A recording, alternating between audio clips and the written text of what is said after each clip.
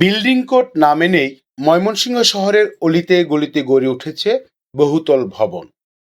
কোথাও ভবন হেলে পড়েছে, কোথাও ঝুঁকিতে আশেপাশের বসতবাড়ি। বড় দুর্ঘটনার আশঙ্কা থাকলেও ভবন নির্মাণের অনুমোদন দায় নিতে নারাজ সংশ্লিষ্ট দপ্তরগুলো। বিভাগীয় শহর হওয়ায় গত কয়েক বছরে ময়মনসিংহে জনসংখ্যার চাপ বেড়েছে প্রায় ৩ গুণ। এই বাড়তি জনসংখ্যার চাহিদা মেটাতে শহরের আনাচে কানাচে সরু অলিগলিতে দ্রুত গড়ে উঠেছে একের পর এক বহুতল ভবন। তবে অধিকাংশ ক্ষেত্রেই এসব ভবন নির্মাণে মানা হচ্ছে না বিল্ডিং কোড। সরু রাস্তা, পর্যাপ্ত সেটব্যাকের অভাব, ফায়ার সার্ভিসের গাড়ি ঢোকার অযোগ্য প্রবেশপথ, সব মিলিয়ে যে কোনো দুর্যোগে বড় ধরনের ক্ষয়ক্ষতি ও উদ্ধার কাজ নিয়ে চরম আশঙ্কা তৈরি হয়েছে। সংশ্লিষ্টদের মতে শহরের প্রায় অধিকাংশ ভবনই গড়ে উঠেছে বিল্ডিং কোড না মেনে। সম্প্রতি ময়মনসিংহ শহরের গুলকিবাড়ি এলাকায় একটি 5তলা ভবন হেলে পড়ে। এতে ঝুঁকিতে পড়েছেন ওই ভবনের বাসিন্দাদের পাশাপাশি আশেপাশের বহুতল ভবনের মানুষও। ইতিমধ্যে সিটি কর্পোরেশন থেকে ভবনটিকে পরিত্যক্ত ঘোষণা করা হয়েছে। আমরা তো কোনো মতে ভয় পাই আর আমি জাস্ট নামছি, আর তো কোনো কিছু করার নাই, না আমরা অনেক আতঙ্কিত।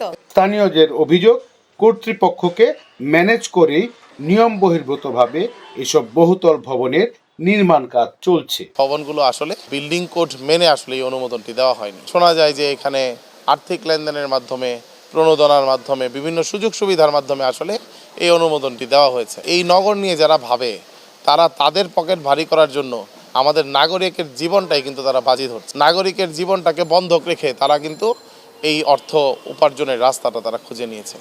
তাদের মধ্যে যদি ন্যূনতম দেশপ্রেম থাকতো, নাগরিকদের প্রতি ভালোবাসা থাকতো, মানুষের প্রতি যদি তাদের দরদ থাকতো, তাহলে আসলে এই কাজটা তারা করতে পারতো না।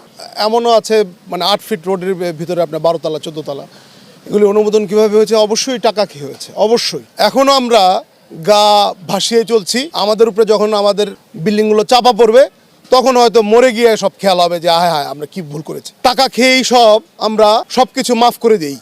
এই নিয়ম কানুনটা কেউ মানতেছে না। এই যে একটা বিল্ডিং, এটার নিয়ম হলো মিনিমাম একটা 5 ফিট, যত উপরে উঠবে 1 ফিট করে ছেড়ে দেওয়ার। কেউ ছাড়ে না। এই যে একটা ডাইনি বিল্ডিং, একটা বিল্ডিংও ছাড়ে নাই। ভবিষ্যতে যদি বাংলাদেশে ভূমিকম্প হয়, আমাদের ম্যাক্সিমাম লোক মারা যাবে বিনা চিকিৎসা। কারণ হলো এত বিল্ডিং ভাঙবে, এই বিল্ডিংগুলিকে উদ্ধার করতে যে যন্ত্রপাতি, ইনস্ট্রুমেন্ট দরকার, এটা বাংলাদেশে পর্যাপ্ত নয়। রক্তক্ষরণে না খেয়ে বিল্ডিং আমরা মারা যাবো। এখন থেকে উচিত সিটি কর্পোরেশনকে যে নিয়ম মানাই সমস্ত বিল্ডিংগুলি করা এবং তদারকি করা।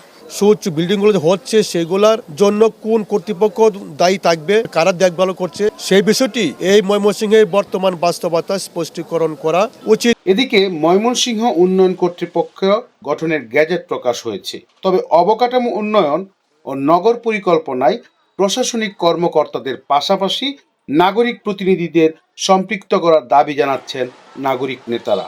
ময়মনসিংহ উন্নয়ন কর্তৃপক্ষ নামে একটি নতুন প্ল্যাটফর্ম তৈরি হচ্ছে বলে আমরা শুনেছি এবং এটি সরকারি প্রজ্ঞাপনও হয়েছে। নিশ্চয়ই একজন কর্মকর্তা এটার দায়িত্বে আসবেন এবং সেইখানে যে বডিটি করা হবে, সেই বডিতে কারা কারা থাকবেন, কীভাবে থাকবেন, জেলা প্রশাসন বা অন্যান্য কাঠামোতে যারা আছেন তারাও তো থাকবেনই। এর সঙ্গে অন্তত নাগরিক মানুষজনের কোনো একটি অংশগ্রহণ থাকবে কিনা, এখানে নাগরিক কণ্ঠস্বর কতটা প্রাধান্য পাবে বা তাদের মতামত নিয়ে এটি করা হবে কিনা, এই বিষয়ে আমরা এখনও সন্দিহান। এবং আমরা জানি যে এইটি আরেকটি নতুন নিগ্রহ বোধ হয় আমাদের সামনে আসবে যদি এটি কাজ না করে। বিদ্যমান যে অবস্থা তৈরি হয়ে গেছে সেইটার সমাধান তো বিল্ডিং ভেঙে একটা বিশাল যজ্ঞ হবে, সেটি সম্ভব না। কিন্তু আর একটি বিল্ডিং যেন অন্যায়ভাবে না হয়, আরেকটি বিল্ডিংও যেন বিল্ডিং কোডের বাইরে না হয়।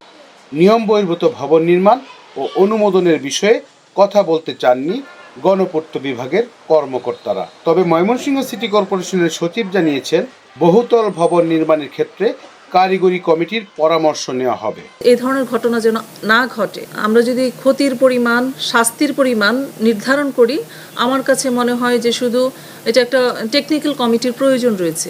সেখানে পিডব্লিউডি সদস্য সহ ইঞ্জিনিয়ারদের মতামত আমার প্রয়োজন। তো সেই হিসাবে হয়তো আমাদের প্রশাসক স্যার হয়তো বা টেকনিক্যাল টিম গঠন করে দিবেন, সেই মোতাবেক পরবর্তী কার্যক্রম গ্রহণ করব। শুধু আশ্বাস নয়, নিরাপদ শহর ও ঝুঁকিমুক্ত আবাসস্থল গড়ে তুলতে কার্যকর পদক্ষেপ দেখতে চান ময়মনসিংহের সচেতন নাগরিকরা। মোহাম্মদ আবুল মনসুর, আমগর বার্তা, ময়মনসিংহ।